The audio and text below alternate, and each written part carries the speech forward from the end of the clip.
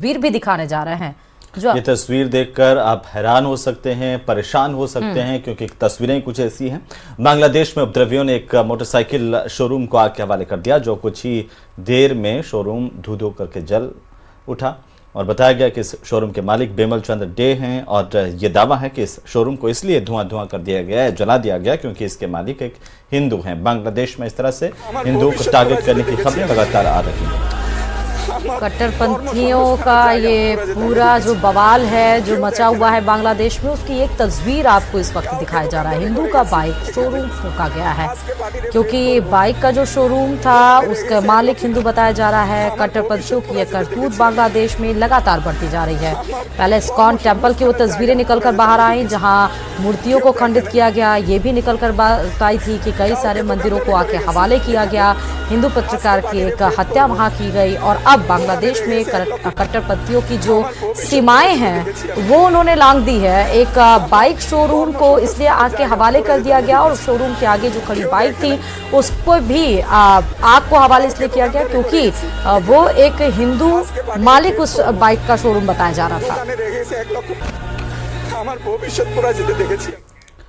तो वहीं बांग्लादेश में शेख हसीना सरकार के तख्ता पलट के 4 दिन बाद अंतरिम सरकार शपथ ले चुकी है।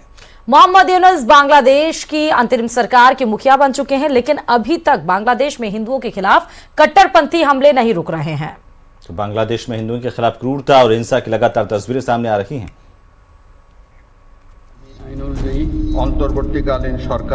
অন্তর্বর্তীকালীন সরকারের প্রধান উপদেষ্টা পদের কর্তব্য বিশ্বস্ততার সহিত পালন করিব। बांग्लादेश में तख्ता पलट के 72 घंटे बाद अंतरिम सरकार बनी, लेकिन सबसे बड़ा सवाल, क्या अब हिंदू सुरक्षित होंगे?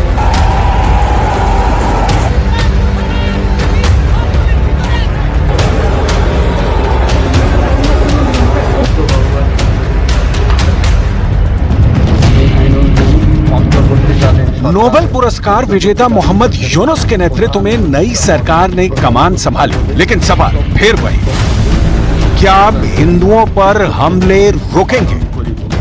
पेशे से अर्थशास्त्री मोहम्मद यूनुस ने अंतरिम सरकार की कमान तो संभाल ली, लेकिन बांग्लादेश के प्रमुख का ये पद कांटों भरे ताज से कम नहीं है, क्योंकि शेख हसीना के तख्ता पलट के बाद भी बांग्लादेश में हालात संभलने की बजाय और बिगड़ गए।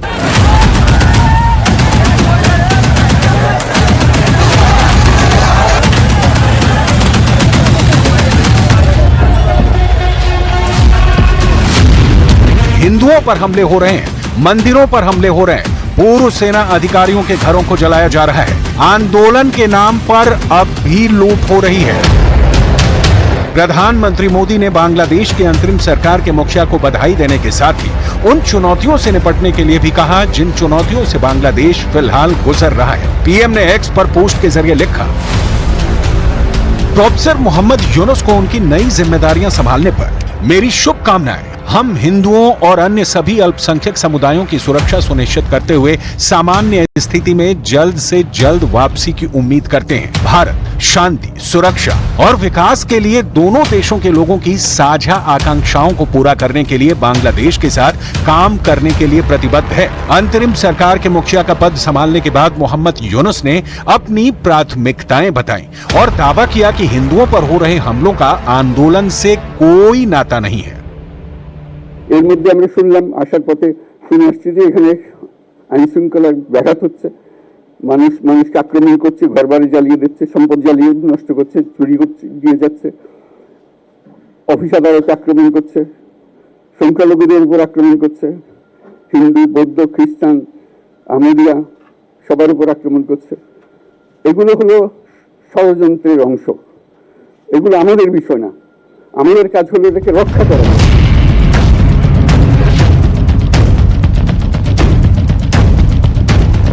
मोहम्मद यूनुस चाहे जो दावा करें, हिंदुओं पर हमले के पीछे की वजह चाहे जो गिनाए, लेकिन सच ये है कि फिलहाल बांग्लादेश में हिंदू सुरक्षित नहीं है और हिंदुओं की सुरक्षा का जिम्मा देश की सरकार के ऊपर है। लेकिन फिलहाल हालात क्या हैं, अब जरा वो देखिए।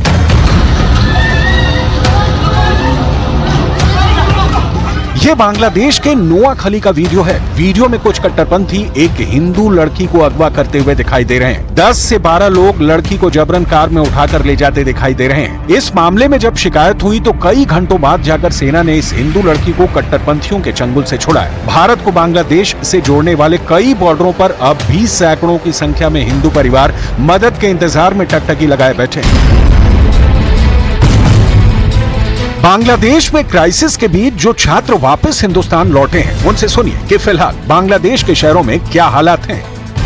कि वहाँ पर नेटवर्क शट डाउन कर दिया था, पेरेंट्स से कोई कांटेक्ट नहीं कर पा रहे थे, बात नहीं हो पा रही थी।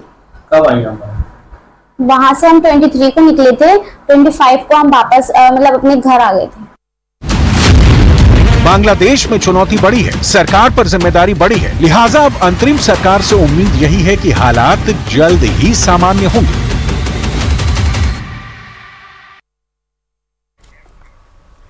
और महाराष्ट्र के पुणे जिले में एक दर्दनाक हादसा हो गया। पिंपरी चिंचवाड़ा इलाके में एक कार ने मोटरसाइकिल में टक्कर मार दी और करीब 300 मीटर तक मोटरसाइकिल और उस पर सवार 2 लोगों को घसीटा। इस हादसे में मोटरसाइकिल पर जा रहे सवार 2 लोग गंभीर रूप से घायल हुए हैं। 7 अगस्त की शाम को हुई इस घटना की तस्वीरें सीसीटीवी में कैद हुई हैं।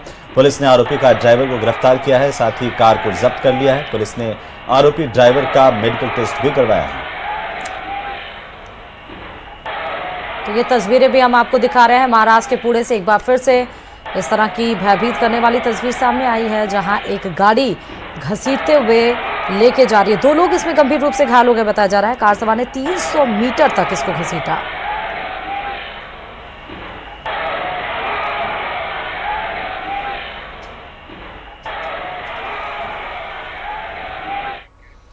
और एक बार फिर से बात करते हैं बांग्लादेश की, जहां पर बांग्लादेश में अंतरिम सरकार का गठन हो गया, लेकिन इसी बीच दहशतगर्दी की एक ऐसी साजिश का पर्दाफाश हुआ है जिसका सीधा कनेक्शन पाकिस्तान और बांग्लादेश से है। एक्सक्लूसिव रिपोर्ट देखिए इस पर।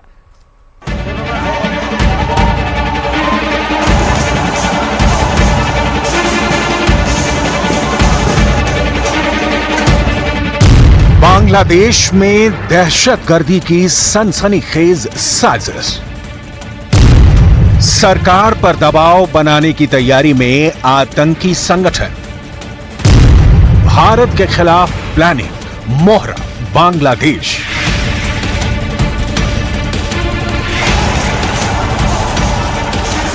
अंतरिम सरकार के गठन के बाद बांग्लादेश में हालात पटरी पर लौटेंगे या नहीं, ये अभी भी सवाल बना हुआ है, क्योंकि खुफिया सूत्रों के हवाले से पता चला है कि बांग्लादेश में ग्लोबल टेरर ब्रिगेड एक खौफनाक साजिश को अंजाम दे रही है।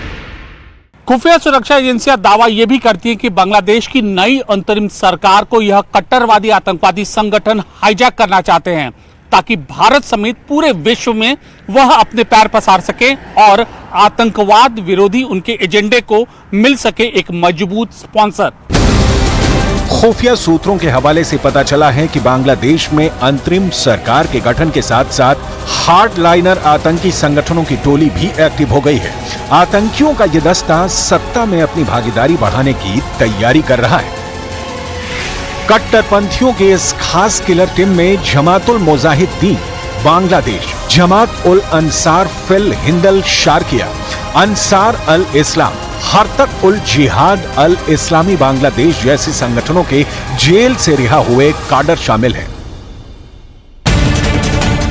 जिनको बांग्लादेश और भारत में आतंक फैलाने के आरोप में गिरफ्तार किया गया था, या फिर ये तख्ता पलट से पहले बांग्लादेश में कहीं छिपे हुए थे। सूत्रों के हवाले से यह भी पता चला है कि नूरुल इस्लाम बुलबुल मोहम्मद, नजरुल इस्लाम कमाल अहमद सिकदर, अबू आमिर अल बंगाली, अबू रूहम अल बंगाली, अबू अदनान, अबू दुजाना अल बंगाली और अबू एहसन वो प्रमुख चेहरे हैं जो बांग्लादेश के अंतरिम सरकार पर लगातार दबाव बनाने की कोशिश करेंगे।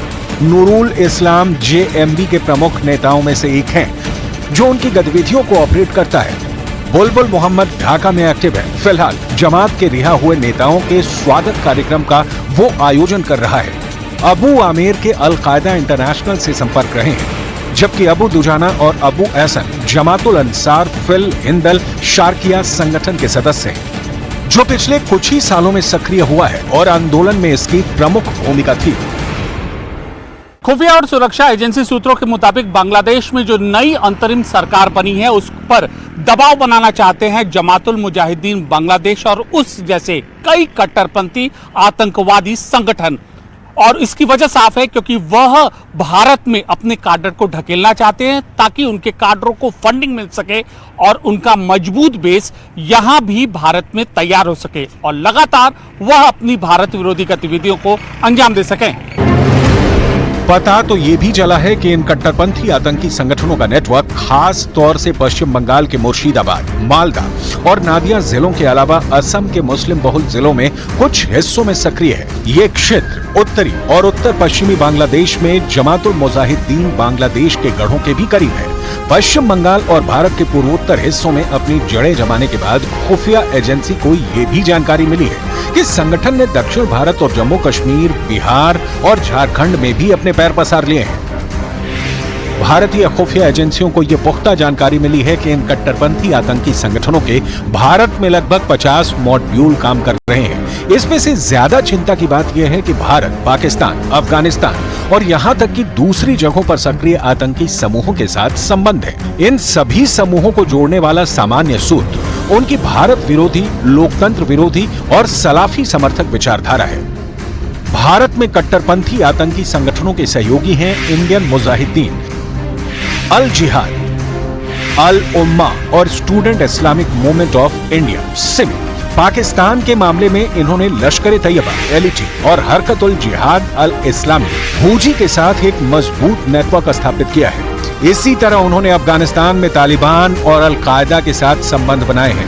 म्यांमार में अपने संचालन के लिए इन्होंने दक्षिणी बांग्लादेश में रोहिंग्या शरणार्थी शिविरों में स्थित रोहिंग्या सॉलिडेरिटी ऑर्गेनाइजेशन बनाया है, जिनका मेन मोटिव है बांग्लादेश से बगदाद तक जिहाद।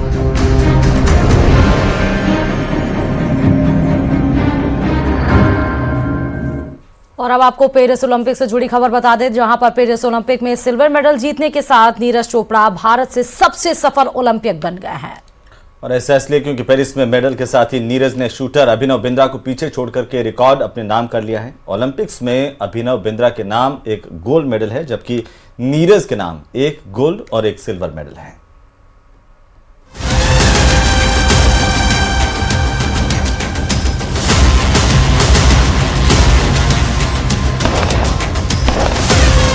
नीरज चोपड़ा ने पेरिस में रचा इतिहास। लगातार 2 ओलंपिक्स में जीते गोल्ड और सिल्वर। नीरज बने भारत के सबसे सफल ओलंपियन। पेरिस ओलंपिक में गुरुवार का दिन भारत के लिए ऐतिहासिक रहा। जैवलिन थ्रो में नीरज चोपड़ा ने सिल्वर मेडल जीतकर इतिहास में अपना नाम दर्ज करवा लिया। नीरज का सिल्वर मेडल इस ओलंपिक में अभी तक भारत का सबसे बड़ा मेडल है।